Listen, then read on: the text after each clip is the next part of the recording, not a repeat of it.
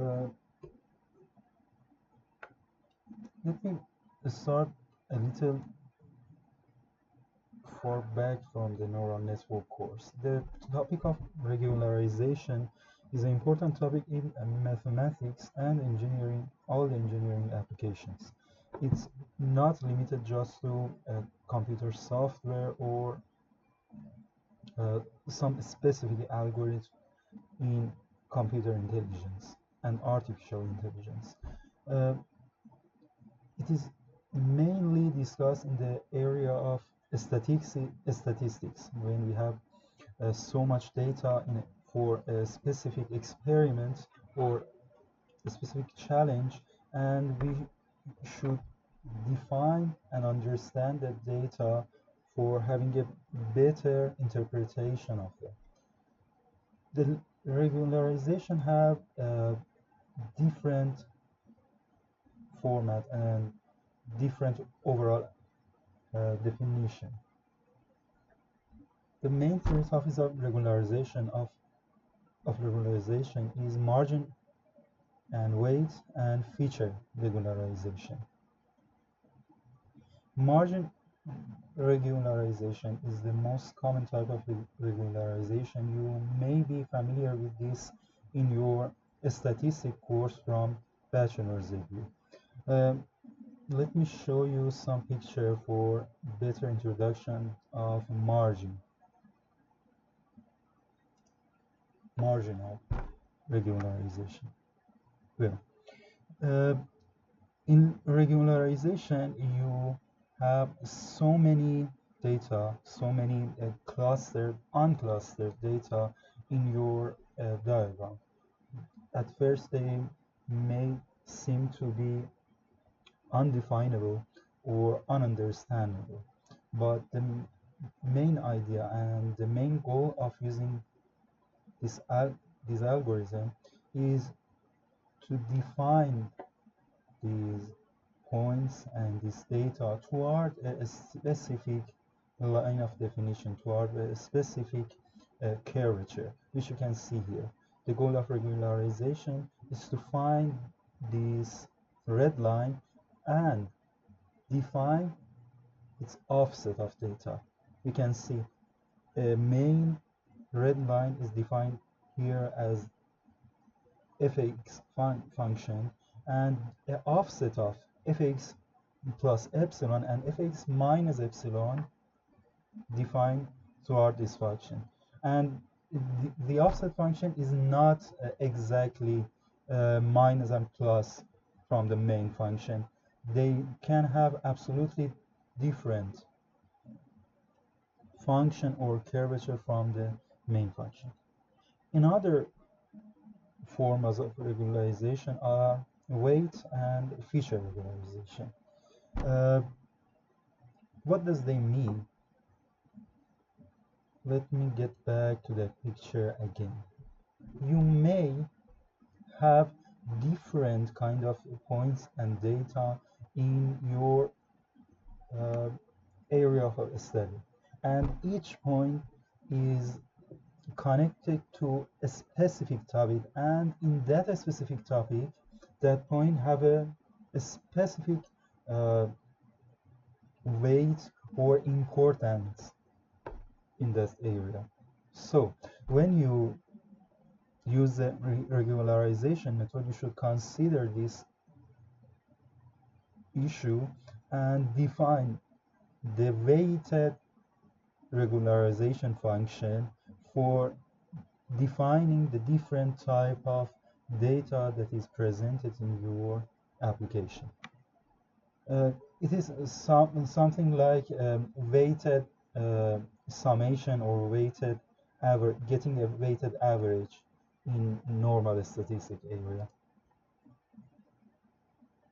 And the final regularization part you should pay attention to it is feature regularization, which you define a specific feature and a specific aspects of your data which should be prevented in the process of learning, or in another way you make it more important for your algorithm to learn those features and ignoring the other form of data that is presented in your application. Uh, as we talk about the concept of regularization, we may introduce you to the mathematics of marginal regularization, and I talk about this concept clearly for you in past minutes.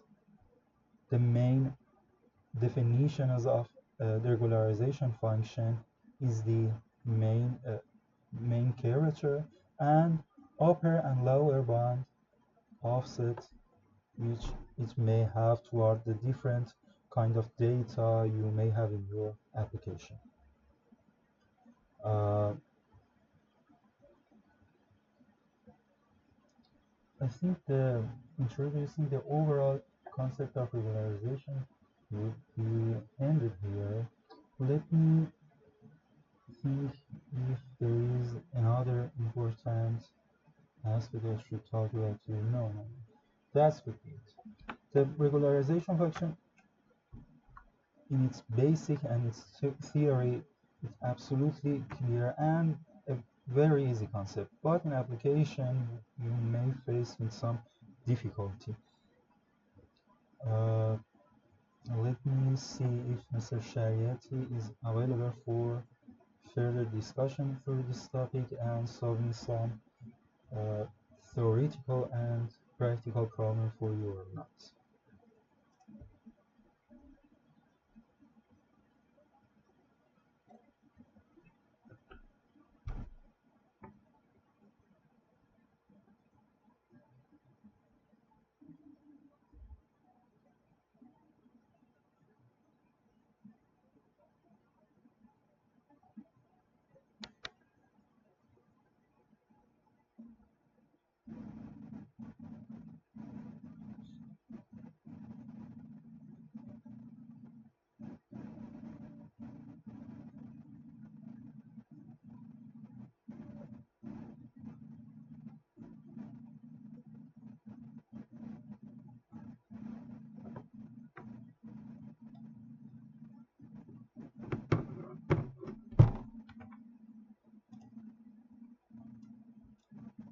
Which is both useful in either regression or classification.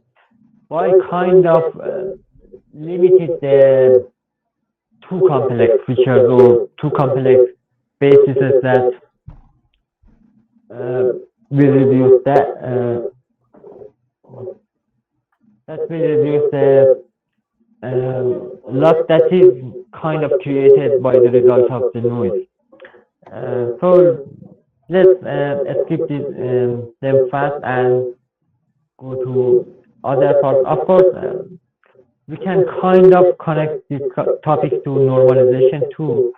Why? Because as you remember in the previous session, I said that weight regularization kind of acts as, let's say, reducing the attention our model pays to from a specific feature. So why not just regularize the input? So there is no that much of a specific feature in it. And that's actually what normalization or standardization does.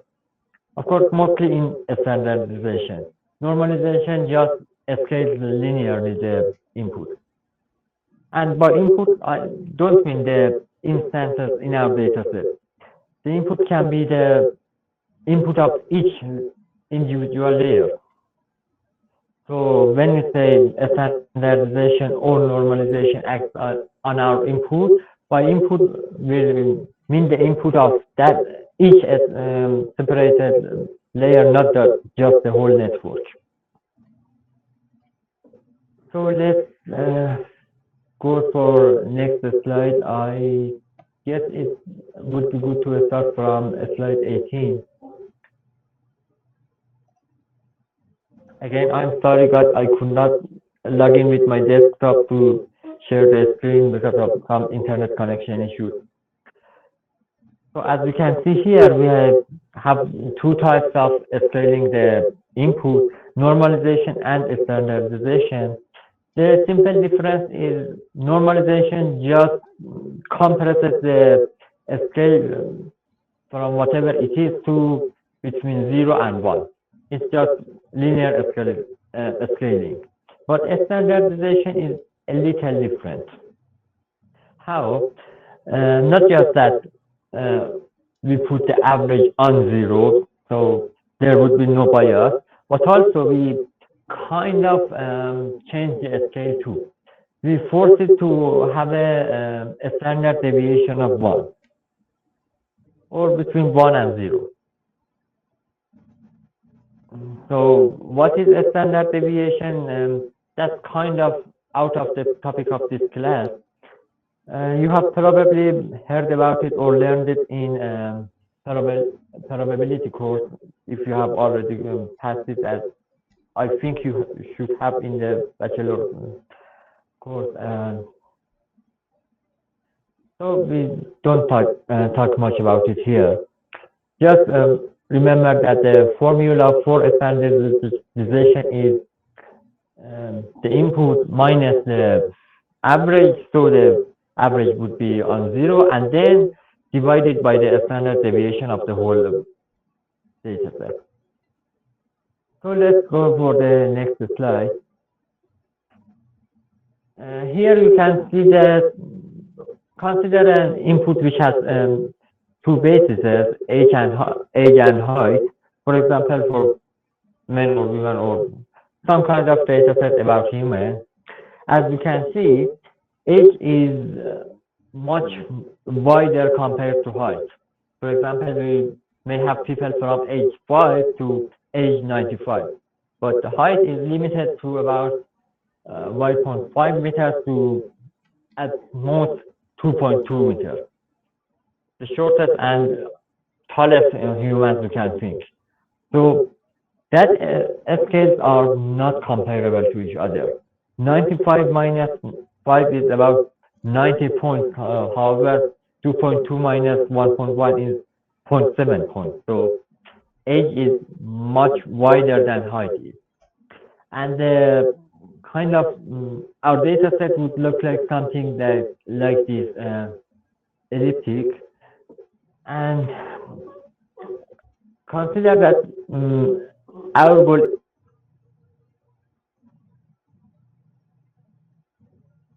to call it, let's say, the purple elliptic in the middle. And we kind of want to reach there. So if we start optimizing, the optimizer would indeed pay more attention to the age. So it will mostly move in that direction. And probably, and I mean very high probability, it will overshoot the global optima. So in order to avoid that, we must put the optimization step scale on very low and small, which results in very slow convergence. How can we fix this? How can we kind of force everything to be kind of equal? Is either a standardization or normalization, which we previously saw. The next slide is the effect, which you can see that the effect of standardization. How I say this is a standardization, because if you look, the middle is on 0. If this was normalization, the middle would be between 0 and 1, not 0. So that's kind of a tricky point you may be asked to kind of differentiate between standardization and normalization on the exam. But let's skip it. As we can see, now that we have kind of standardized our basis of the input, they now have the same scale, and it looks like the circle.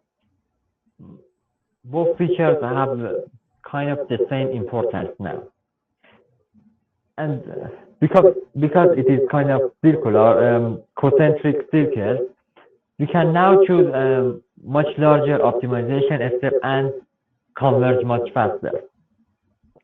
That's the result we do normalization or standardization.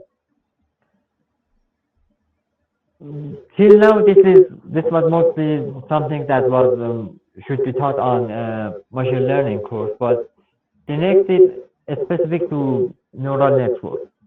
Um, how we can how we kind of let's say specialize normalization for neural networks. Uh, Sorry, I lost my screen. Okay. The next slide is different kinds of normalization. As we can see, there is mostly four different types, and let's say it's mostly three different types. Why? Because group norm, as I will say later, is a specific combination of others. The very first one is batch normalization. If you can zoom on the vertical edge, you will see that there is H comma W, which represents height and weight. We can height and width. Sorry, we can kind of consider them resolution. So we consider them one dimension. Okay, and the other dimensions are channels and N stands for numbers, or in other words, the number of instances. So what is channel? The channel here specifically means the channels of CNN, which are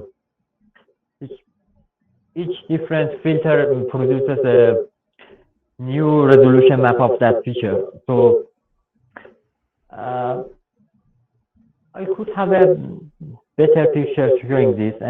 Consider an RGB picture, which, well, every colorful picture is RGB because our eyes only consider red, green, and blue.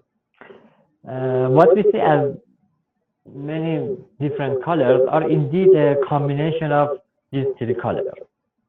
So any colorful picture can be split into three pictures of only green, only red, and only blue. And their combination is what we see. This is the same for channels. Each channel is kind of a different filter. So, like we said, green, red, and blue, just think as we added more colors like infrared, ultraviolet, X color, and something similar, just to you can imagine it better. So that's what the channels are, and N is each individual input as in the whole batch. What is a batch? You are taught this in the class, but let's review it. The batch is the whole group of instances that we fit the network as one. Why do we do that? Because learning from individuals is not that much of a good. It's extremely stochastic and noisy. So in order to offset the noise, we kind of batch the data set, and you are probably taught that we don't fit the entire data set too, because that would be too heavy for the model. So we split the data set into batches of, for example, 16, 32, 64, even, for example, 512, whatever you like. Mostly multiplications of 2.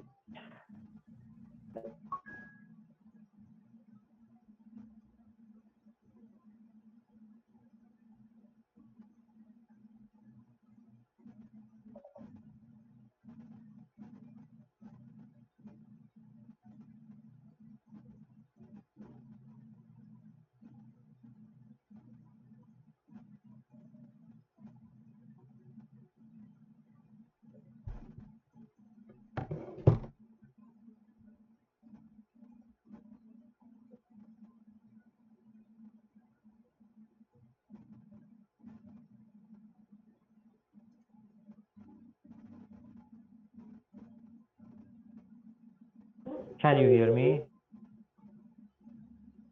Yes, کسرا جان صدات الان اومد. You now can hear me, Yes, right? Dr. Yes, Dr. Okay. How long was I mute? I need to know from where should I review what I was saying. We can hear you. Okay, so let's just go on. Your voice is clear. I was saying that in batch normalization, we normalize all the instances in the batch across just one feature. So, for example, we have multiple pictures. We just normalize them for one color at a time. So, all the pixels for red, then all the pixels for green, and then all the pixels for blue. And each one of the colors are separated. So no normalization happens across the channel, right? This is exactly in contrast with layer normalization. Layer normalization says that each instance should not have anything to do with the others. What we do is normalization for that specific instance across its resolution map and its features. If I want to kind of give an example, for example, in our batch of pictures, we pick just one picture and normalize it across red, green, and blue, and other colors it may have, but not normalize it with other instances in that batch. So, no problem from batch and layer. Any questions from those?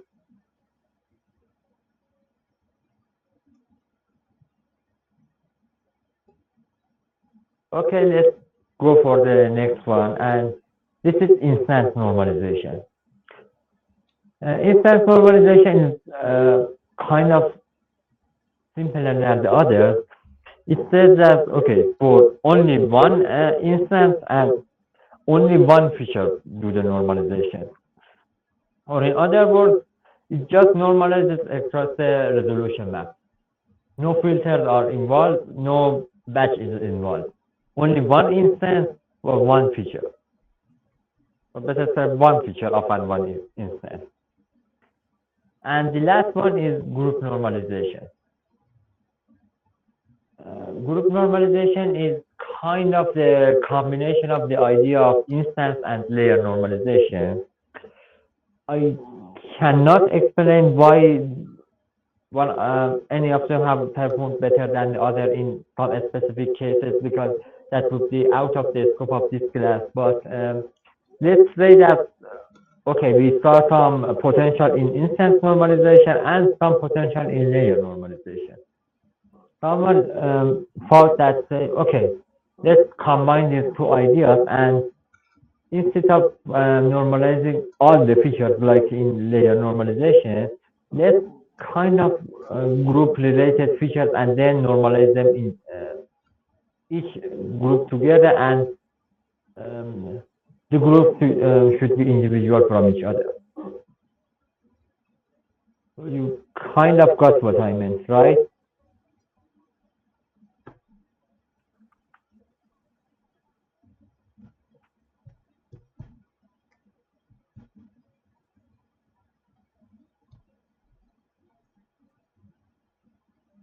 Any questions from them?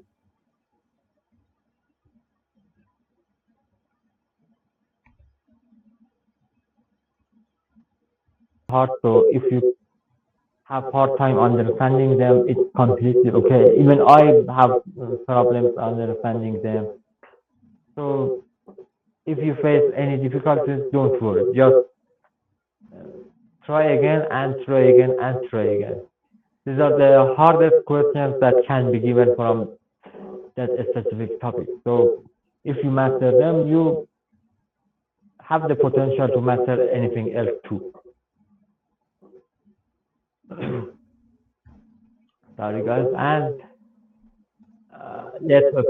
Do you want some break? I know I came very late, but in case you have already been tired from the previous class too, and you need some breaks or not?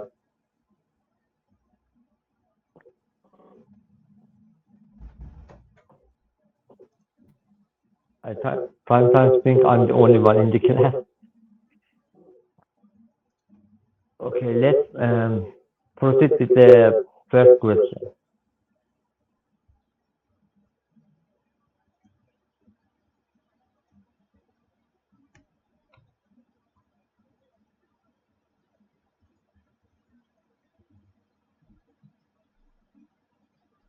Okay, as we can see, the question is we have a four-class classification model, and we use a single fully connected layer or MLT, which we can't say MLP. MLP is multi-layer person. From what we said that we have one fully connected layer is let's say SFP single layer perceptron, and followed by softmax activation.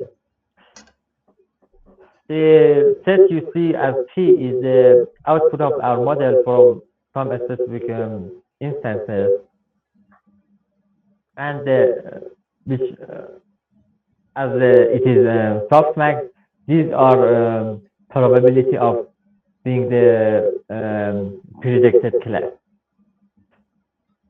So the first part says that if all the weights and biases in the network are multiplied by 2, how will the output change, or will it be the same or whatever? This question would be extremely easy if we didn't have softmax. As you remember, softmax is not a linear function or kind of anything that is easy to calculate by mind. So we have to kind of expand our calculations really on the paper. But before that, if we didn't have softmax and activation was kind of linear or ReLU, if we were sure that ReLU was in the positive section, the answer would be extremely easy.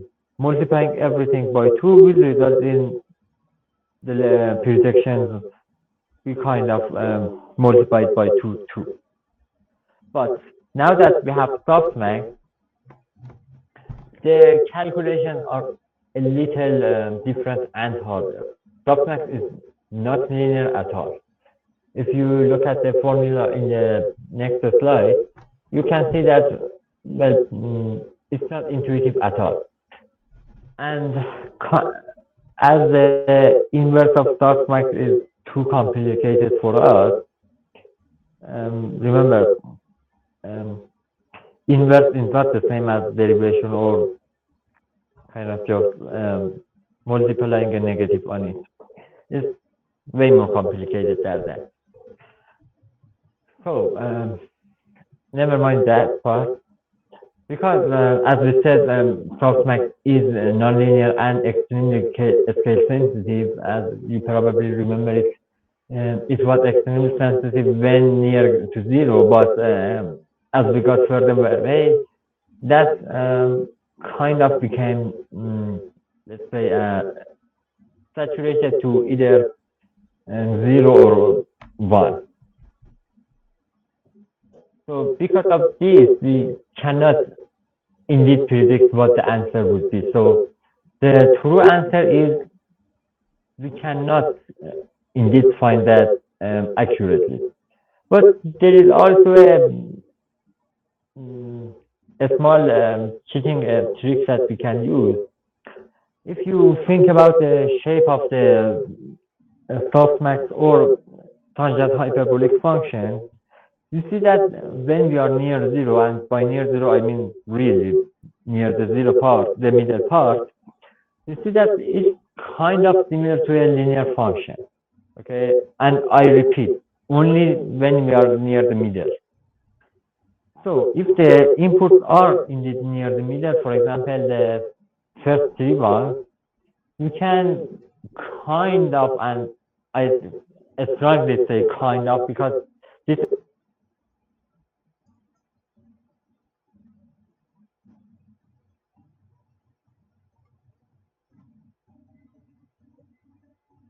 linear activation, by multiplying each weight and bias, the output should be, let's say, multiplied by 2 true. Of course, I should remind that softmax is kind of a probability function, not a, let's say, but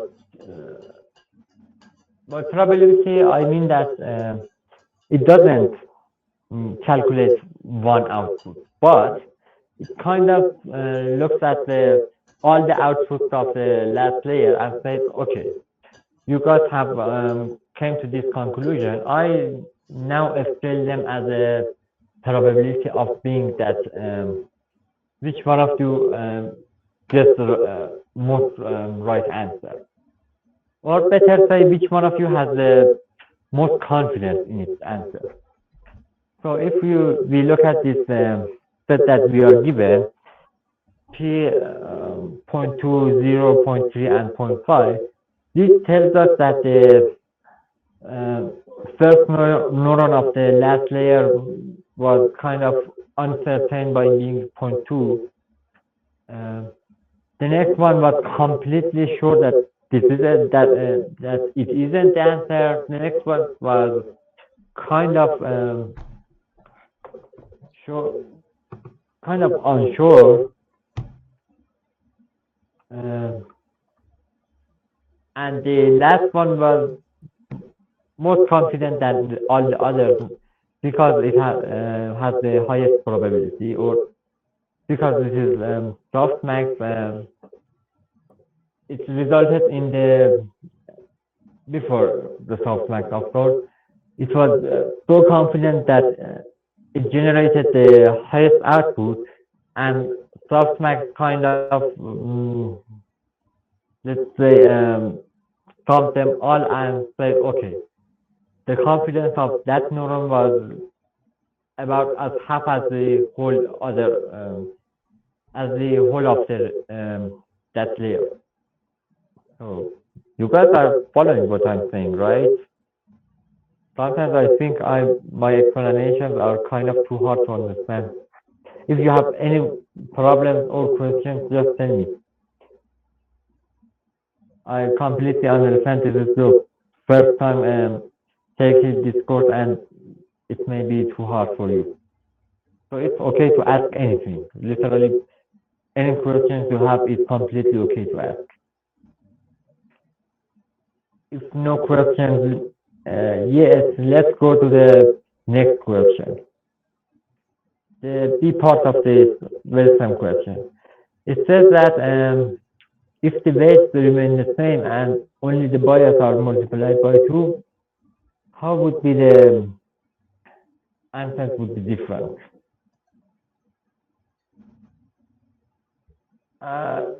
You want to have some time thinking about that, or want a break for your mind to be refreshed?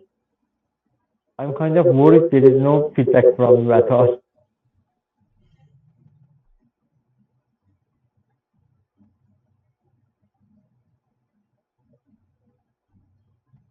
Yes, I guess no one is listening.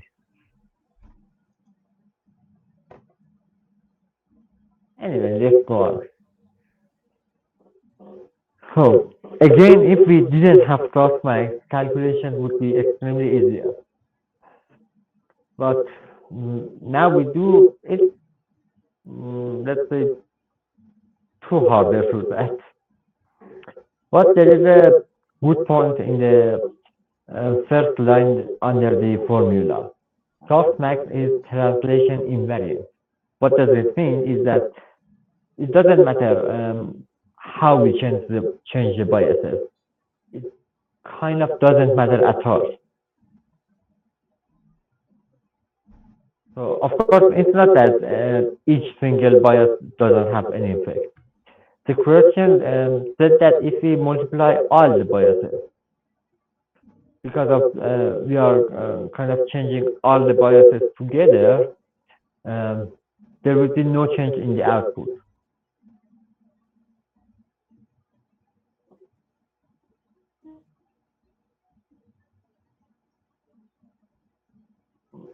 Guys, you sure you really don't want any break? I'm worried there is no feedback.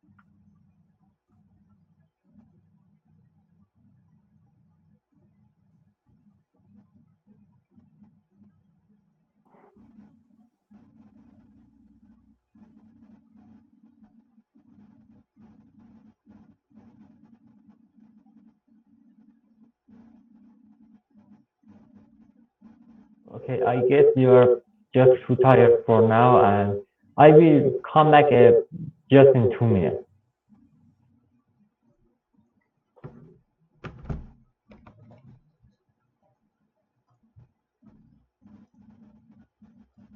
Okay, in the meantime, my friend Mr. Shariati, come back. Let's have a review to question A and see its answer together. I think we might forget to show the final answer for you. Let's have a review on it. The softmax function, which he was repeatedly using it for clearing the answer, have such this formulation, and if all weight and biases considered as the question asked, multiply all weight and biases by 2, it directly appears in the uppercase in the function, and the abstract of this final answer to the theoretical second base of the question would be this one. You can take a screenshot, or you can see the video in YouTube later.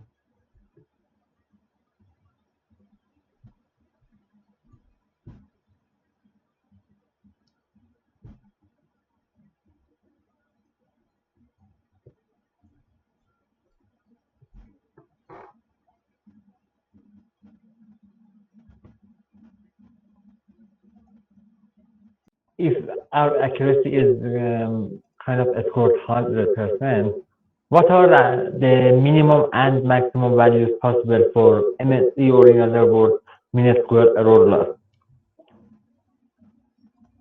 So,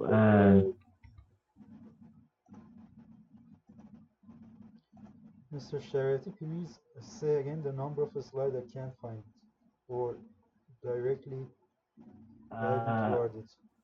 slide 9. Of course, you can go for slide 10, where the answer is. I recite the problem again.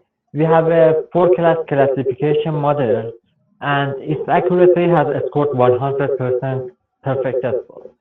What is the minimum and maximum values possible for MSE, or better say mean square error function, loss function? As you probably should remember, MSE is, of course, the name says that it is mean, or other words, average squared error, which square stands for powered by 2. So it's not that kind of hard to understand. And next slide is the solving for that question. For the minimum MS possible, it's kind of we can follow the let's say naive approach. and consider, say, okay, our model has performed perfectly and our loss should be 0%, right? We have scored 100% correctly. So why, when we have accuracy of 100%, why do we have to have loss? And say, okay, we have MSE of 0. That can be true for lower bound of the loss function here. And I think can, because the actual solution is a bit different. If you look at the MSE formula again, you see that it is 1/4 of the summation of each prediction minus its true label powered by 2. So what it means is that prediction our class for better say prediction of the probability of each class that our model has kind of calculated minus the true label for that class. And if we have used, let's say, one hot embedding, the true label should be 1 and all the other labels should map to 0. So as we can see, and of course the accuracy is 100%, so our model has predicted the right class too. So the first term would be minus 1 powered by 2, which is 0 plus 0 minus 0, which is 0, and so on. So the total result for minimum of minute square error is 0 indeed, and that's right. But what about the max minute square error in this specific problem? This part is a bit harder, let's say way more than that. Our model could score 100 by only being confident in just a little margin. Look at the P in the word IUST is 1, 2, 3, 4, 5. In the fifth line, you see that the prediction is 0.2501, others are 0.2499. The confidence margin is about only 2%, but yet still the model has scored 100% accuracy out of kind of pure luck. So in this case, it's way harder than and way different from the case of one-hot vectoring, and we have to calculate it and not get by our intuition. So again, using the formula that we saw for the minute square error, we say that okay, the result is 1/4 multiplied by the let's say each individual class, better say, and we insert the worst case probability that I just discussed into that formula, and the result, after some calculations with the calculator, not by mind. I strongly recommend you don't calculate by mind. You may make a lot of mistakes there, and the result is about 0.1874 between or 0.1875%, which is kind of a lot more than the 0 we found in the previous one. Okay, the next part says that in a 4-class classification problem, if the accuracy is 90%, what is the minimum and maximum possible value for minute square error again? So this is kind of a lot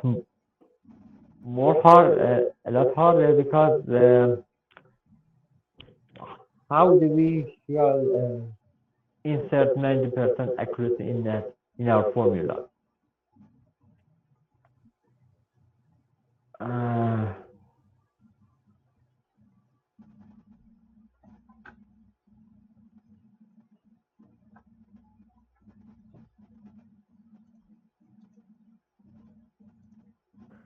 Okay, here we should kind of combine it with some probability and statistics concepts, because we can't directly add the 90% accuracy into our formula. We should kind of consider that, uh, think of averaging 10 different MSEs. For them, 9 were just the right answer and 1 was the wrong answer. So it is still 90% accuracy, and we kind of have our MSE right too. Okay, so if we do that, we are left with 9 MSEs uh, which are equal to 0, because, and again, this is minimum MSE. We use the one hot format for that, for labeling. We kind of have 9 MSEs with the right answer, which combining them all is still 0, because MSE for um, one hot, when the answer is right, it results in 0, and one single MSE where the prediction was wrong. And if you look at the formula, it would be the result of that specific MSE is 0.5. So the 0.5 is the only answer which isn't 0 in our 10 case of study. So by averaging it, it would be about 5% or 0.05. So this answer is indeed the minimum error possible when our model in a 4-class classification problem has scored about 90% accuracy. Considering it for the other way for maximum MSE would be a bit more complicated. Not that it is more complex, but it has harder calculations. Only you can do this calculation on your own in home, and the answer would be would be different, but the solution is the same. And just combining this idea on B and the part of the maximum meaningful error that I just talked about it. So let's go for the next question. The question on slide 14. It says that suppose we have trained a network whose error on training data is 15% and on test data is, better say, on validation data is 16%. Which of the following options do you think would improve the network performance and would recommend it to someone who wants to improve their network? Okay, I read from the down to top, so almost no need there. The last one says using data augmentation. I don't know if you have known what data augmentation is or not, but it simply is that we have found the data set and its instances are not that many to satisfy us. So we kind of use some tricks to, let's say, produce more data. For example, if those are pictures, let's say we rotate them. We rotate them by 30 degrees, 40 degrees, 60, 80, 100, whatever. So we produce more pictures from just like the instances of the data set. Or we kind of shift it or something similar to that. This is simply the concept behind data augmentation. That we indeed cheat and produce more data for our model. So data augmentation most of the time results in much better accuracy, but of course it comes with extra cost of training because, well, they have more data to train on. The next one is increasing drop rate in drop out layer.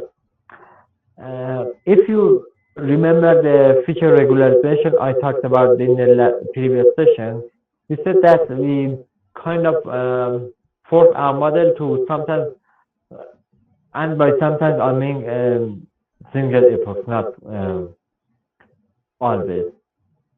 In each epoch to kind of forget some feature and focuses on learning other features. That's basically what dropout does. So increasing dropout is better for kind of prevent overfitting. Not in this data set we have training the error of 15% and validation error of 16%. We can kind of safely say that the model, whatever it is not overfitted. Okay, it may be fit because data is too complex or maybe a little underfit. But whatever it is not overfitted. So increasing drop rate would indeed reduce the performance. So that one is kind of wrong. The next one is reducing the learning rate. Adjusting learning rate kind of helps our model to either converge faster or slower, meaning a slower training time results in longer training and waiting, and or preventing or being more prone to overshooting the optimal results. Either it results in better performance or not, we cannot say that. We cannot be determinant for this. It can be either of them. So this one is it should just be tested. We cannot say it will improve or not. The next one says a deeper network. A deeper network means more layers. And what it does is increasing the complexity of our model, which if it surpasses that of the data set, it would kind of overfit. If we look at the results for now, training is 15% and validation accuracy is, error is 16%. As I said before, the model is not overfitted. So it may still be underfitted and lack the capacity to learn more complex features. So indeed, using a deeper network may increase performance. We cannot say that for granted, but it may increase the performance. The next one is collecting more data. Collecting more data is always good, but we cannot be sure how. As I said, the model can be just under complex and cannot learn that complex features between the data, and so increasing the data set size would actually help it. But if that's not the case, more data would definitely help it. So again, this one completely depends on the case. And the next one is decreasing the parameter alpha, or you may call it gamma in L2 regularization. That parameter is the coefficient of, let's say, of course, alpha is not gamma, it's 1 minus gamma alpha. That kind of, and anything related to regularization is there to prevent overfitting. So now that our model is definitely not overfitted, increasing it would not result in our model being more robust. So again, increasement in alpha won't help, but this one says decreasing. As I said, alpha is there to kind of prevent overfitting, but now that the model is not overfitted, we may have just limited its understanding capacity. So by reducing the regularization effect, we may indeed increase its capacity and result in a few more percentage of accuracy.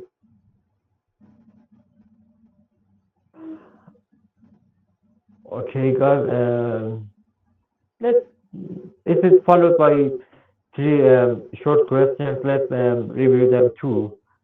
Uh, let's go for the next slide and questions 5 and 6, which are relatively short. We can answer very fast.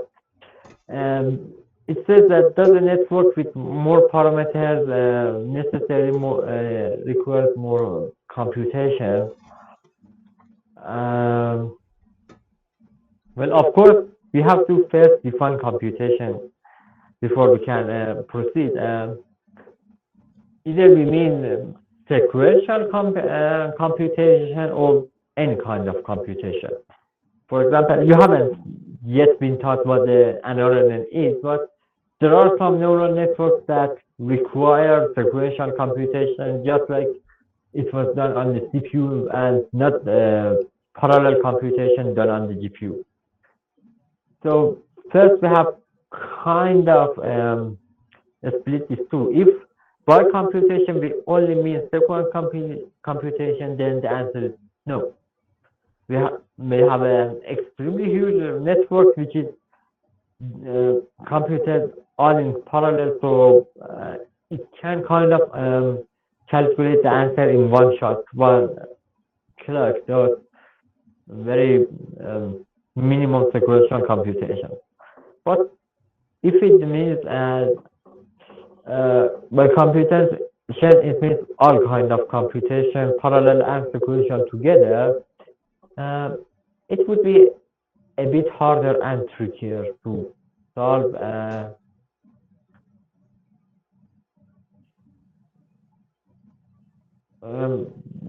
And the answer is no. Why? Because you have been taught about the concept of locally connected networks, right?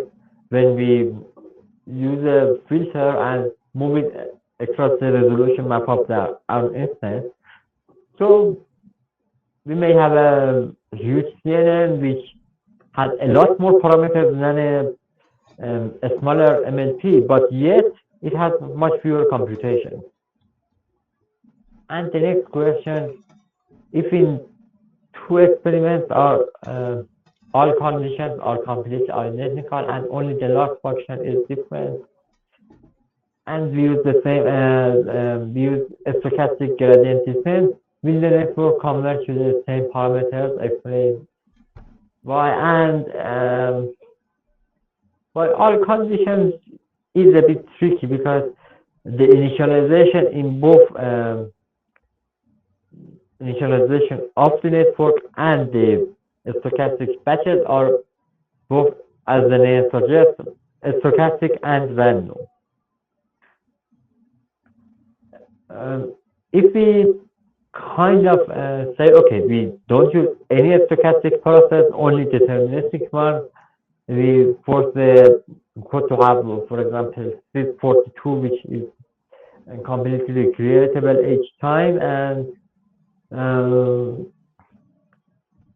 we can say yes, because we eliminated all the stochastic possible processes. So there is nothing that is still stochastic. Thus, the result should always be deterministic, or at least converging to some close point.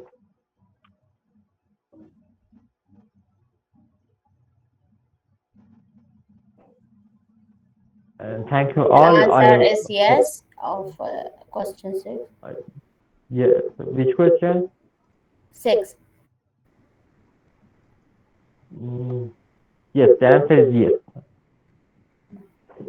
As I said, we should have already eliminated all stochastic and random processes in the assumption, as the question says all conditions are completely identical. So if there is no stochastic process, then the result should be deterministic. Thank you all for But your it attention. was And no, what? because I thought it was no, because it's not covers the same parameters. I'm not sure I understood what you mean, but I The said the that answer of a question six, I thought it was no because it's not covers the same number of parameters. mm, six doesn't have anything about. Are you talking about question 6 or 5? Yes, question six. Okay. I thought the answer is no because it's not covers the same number of parameters. Question 6 doesn't have anything with number of parameters. It's, let's say, single model that we just trained it twice. And we wanted to see, okay, if we eliminate all the stochastic things in that, will it always the same, behave the same or not?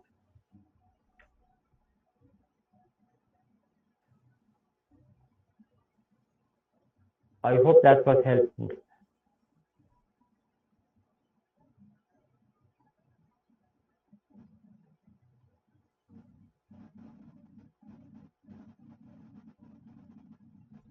Um, as you said, it is about the number of parameters. I think you are kind of talking about question 5.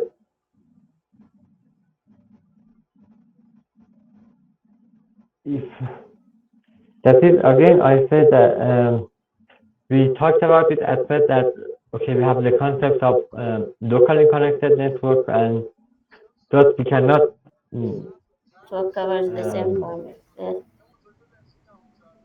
I'm sorry, what? Your voice is actually kind of extremely noisy now. I barely hear it. Oh, okay. Okay, because I use headphone, I think. Uh, this means the network will cover the same number of the same parameters. Yes, by yes.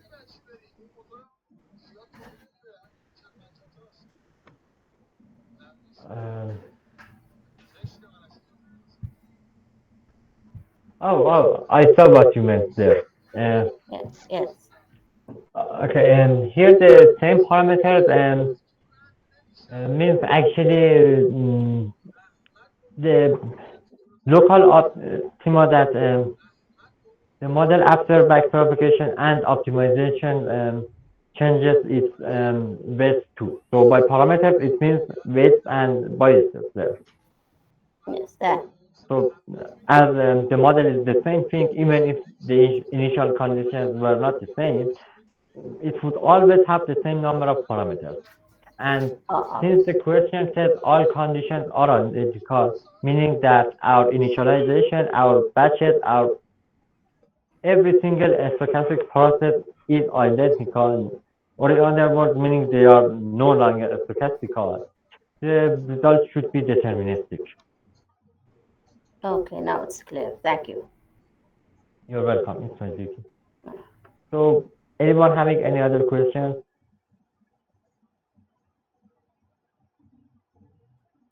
No, thank you, Doctor. Thank you all for your time and attention. If you have any other questions later on, you can always feel free to ask me. For now,